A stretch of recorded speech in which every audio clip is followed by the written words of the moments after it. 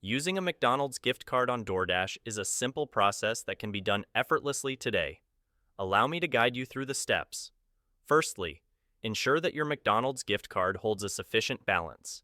You can conveniently check this by visiting the McDonald's website or by contacting the provided customer service number. Once you've confirmed the balance, make sure you have the latest versions of both the McDonald's and Doordash apps installed on your device. Next, launch the Doordash application and log into your account. If you don't already have an account, you may need to create one. After logging in, enter the delivery address where you'd like your McDonald's order to be delivered. Now, within the Doordash app, navigate to find McDonald's. You can either use the search function or browse through the available restaurants. Once you've located McDonald's, select the items you desire to order and add them to your Doordash cart. Once all your desired items are added, proceed to the checkout.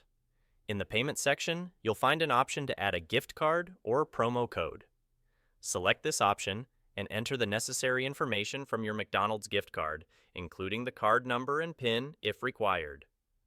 With these simple steps, you can easily use your McDonald's gift card to enjoy your favorite meals delivered right to your doorstep through Doordash.